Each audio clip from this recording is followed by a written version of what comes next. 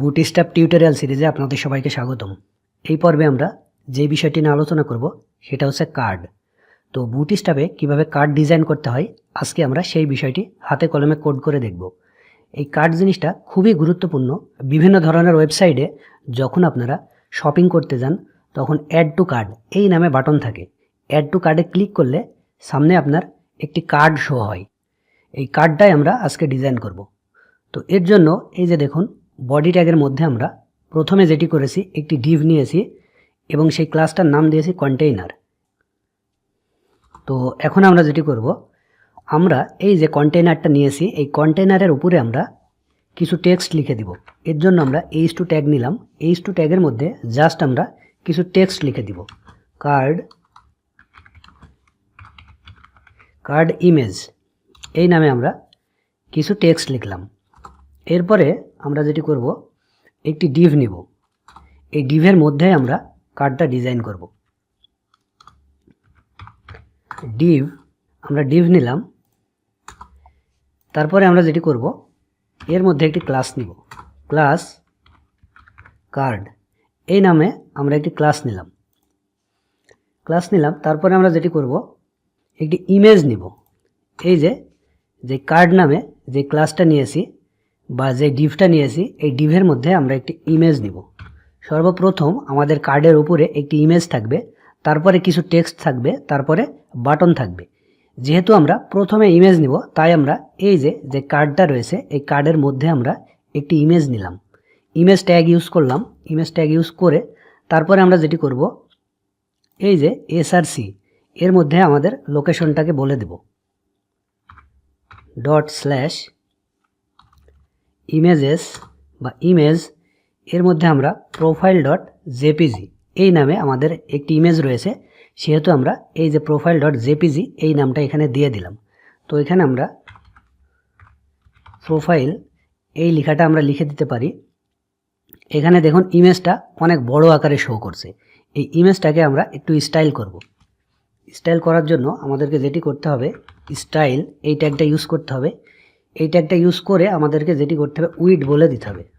Weed আমরা যেটি করব 400 পিক্সেল। উইডটা আমরা 400 পিক্সেল করে দিব। 400 পিক্সেল করে দেওয়ার সঙ্গে সঙ্গে দেখুন ইমেজটা ছোট হয়ে গেছে, সুন্দর আকার ধারণ করেছে। তো এরপরে আমরা যেটি করব, এই যে ইমেজটা নিলাম এই ইমেজের মধ্যে আমরা ক্লাস নিব। আমরা ক্লাস নিলাম। এরপরে আমরা যেটি করব, কার্ড ইমেজ টপ আমরা এই ক্লাসটা দিয়ে দিব। যেহেতু আমাদের ইমেজটা এই যে কার্ডটা রয়েছে এই কার্ডের ওপরে থাকবে তাই আমরা এখানে একটি ক্লাস নিলাম, কার্ড ইমেজ টপ। এই ক্লাসটা নিয়ে আমরা এই ইমেজটাকে টপে দিয়ে দিলাম। এরপরে আমরা যেটি করব, স্টাইল নেব। স্টাইল তারপরে উইড নেব। উইড 100% করে দিলাম। এরপরে আমরা যেটি করব, কার্ড বডি নিব। Card body inter. তাহলে আমাদের যেটি হবে, ডিভের মধ্যে এই ক্লাসটা নিয়ে নেবে। আপনারা যদি তারপরে ক্লাস নেম দেন অটোমেটিক ডিভ নিবে এবং সেই ডিভের সাথে সেই ক্লাসটা নিয়ে নেবে। এটা হচ্ছে শর্টকাট ফর্ম। তো আপনারা যেহেতু এখন শিখতেছেন সেহেতু আপনাদের শর্টকাট ফর্মটা ইউজ করার দরকার নাই, আপনারা হাতে কোড লিখবেন। কার্ড বডি, এই কার্ড বডির মধ্যে আমরা টেক্সট লিখব। প্রথমে আমরা H4 এই ট্যাগটা নিব। H4 ট্যাগের মধ্যে আমরা কিছু টেক্সট লিখে দেব। জন ডো এই নামটা আমরা লিখে দিলাম। তারপরে আমরা একটি পি ট্যাগ নিব। পি ট্যাগ নিয়ে এর মধ্যে আমরা কিছু ডামি টেক্সট দিয়ে দিব। লরেম 10 ডামি টেক্সট দিয়ে দিলাম। দেখুন সুন্দরভাবে কার্ডটা ডিজাইন হচ্ছে। এরপরে এই যে কার্ড বডি রয়েছে এই কার্ড বডির মধ্যে আমাদেরকে যেটি করতে হবে, একটি বাটন নিতে হবে। বাটন নেওয়ার জন্য আপনারা সরাসরি বাটন ট্যাগ ইউজ করে বাটন নিতে পারেন। তো আমরা এখানে যেটি করব, এ ট্যাগ নিব। এ ট্যাগ নিয়ে সেই এ ট্যাগের মধ্যে আমরা বাটনটাকে শো করব। এ ট্যাগ নিলাম। এরপরে আমরা যেটি করব, এখানে আমরা যেই নামে বাটন নিব সেই নামটা দিয়ে দিব। সি প্রোফাইল এই নামটা আমরা দিয়ে দিব। সি প্রোফাইল এই নামটা দিয়ে দিলাম। href এখানে আমরা হ্যাশ দিয়ে দিব, যেহেতু আমরা এখানে কোনো ইন্টারেকশন করব না। ইন্টারেকশন করলে এখানে ক্লিক দেওয়ার সঙ্গে সঙ্গে আমাদের এই যে href এখানে যদি আমরা ইউআরএল বলে দিই, এই যে সি প্রোফাইল এখানে ক্লিক দেওয়ার সঙ্গে সঙ্গে সেই ইউআরএলে চলে যাবে। আমাদের এখানে ইউআরএল দেওয়ার দরকার নাই, আমাদের জাস্ট এমনই থাকবে। তো আমরা এখন যেটি করব, এই যে এ ট্যাগ রয়েছে, এ ট্যাগের মধ্যে আমরা ক্লাস নিব। ক্লাস নিয়ে আমরা বাটন দিব ক্লাস। তারপর আমরা যেটি করব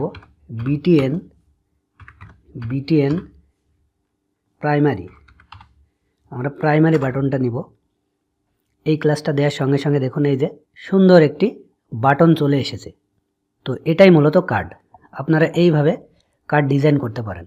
তো এখন যদি আমরা ভিডিওটাকে সামারাইজ করি তাহলে যেটি দাঁড়ায়, প্রথমে আমরা যেটি করেছি বডি ট্যাগের মধ্যে একটি ডিভ নিয়েছি, তার মধ্যে আমরা ক্লাস নিয়েছি কন্টেইনার এই নামে।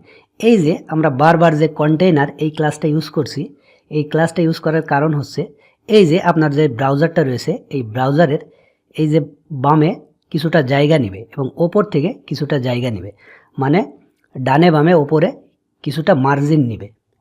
এই কন্টেইনারটা যদি আমরা কেটে দিই তাহলে দেখবেন এই কার্ডটা একদম ব্রাউজারের বাম পাশে ঘেঁষে চলে আসবে। তো এটা দেখুন, এই যে দেখুন ঘেঁষে চলে আসছে। তো এটা ভালো লাগছে না দেখতে, তাই আমরা সব সময় কন্টেইনার, এই কন্টেইনারের মধ্যে আমরা আমাদের ডিজাইনটা করব। সচরাচর বিভিন্ন যে ওয়েবসাইটগুলো থাকে সেই ওয়েবসাইটে সর্বপ্রথম কন্টেইনার ইউজ করা হয়।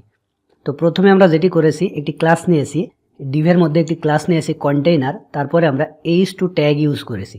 h2 ট্যাগ ইউজ করে আমরা জাস্ট কার্ড ইমেজ এই টেক্সটটা h2 ট্যাগের মধ্যে বলে দিছি, কার্ড টু ইমেজ ওপরে। তারপরে আমরা যেটি করেছি একটি ডিভ নিয়েছি, কার্ড এই নামে একটি ক্লাস নিয়েছি। ক্লাস নিয়ে আমরা এই যে এই কার্ডের মধ্যে আমরা ইমেজ নিয়েছি। ইমেজ নেওয়ার জন্য আপনারা জানেন img এই ট্যাগটা ইউজ করতে হয়। ইউজ করার পরে আমরা যেটি করেছি src সোর্স ডিরেক্টরি, src এর মধ্যে আমরা এই যে image/profile.jpg, যেহেতু আমাদের এই যে এখানে যে ইমেজের মধ্যে profile.jpg এই নামে ইমেজটা রয়েছে, তাই আমরা এভাবে ইমেজটাকে এখানে ধরিয়ে দিয়েছি। তারপরে আমরা যেটি করেছি ইমেজটার উইড বলে দিয়েছি 100%। তারপরে এই যে নিচে যে টেক্সটগুলো রয়েছে এর জন্য আমরা আলাদাভাবে ডিভ নিয়েছি। ডিভ নিয়ে এর মধ্যে আমরা একটি ক্লাস দিয়েছি কার্ড বডি এই নামে। যেহেতু এটা কার্ডের বডির মধ্যে আমরা টেক্সট শো করব, তাই আমরা এখানে কার্ড বডির মধ্যে আমরা বেশ কিছু টেক্সট দিয়ে দিয়েছি। টেক্সট দেওয়ার জন্য আমরা h4 ট্যাগ ইউজ করেছি, এই যে জন ডো। তারপর আমরা যেটি করেছি পি ট্যাগ নিয়েছি, পি ট্যাগ নিয়ে আমরা কিছু ডামি টেক্সট লিখে দিয়েছি। তারপরে আমরা বাটন নিয়েছি, বাটনের জন্য আমরা এ ট্যাগ ইউজ করেছি। এ ট্যাগ ইউজ করে আমরা বুটস্ট্র্যাপের ক্লাসটা ইউজ করেছি, এই যে ক্লাস বিটিএন প্রাইমারি। ব্যাস, আমাদের সুন্দরভাবে কার্ডটা ডিজাইন হয়ে গেছে। তো আপনারা যদি চান বুটস্ট্র্যাপে এভাবে কার্ড ডিজাইন করতে চান তাহলে আপনারা এইভাবে ডিজাইন করবেন। তো ঠিক আছে, আজকে এ পর্যন্তই। সবাই ভালো থাকবেন। আগামী পর্বের আমন্ত্রণ জানিয়ে আমি এখানেই বিদায় নিচ্ছি। ধন্যবাদ।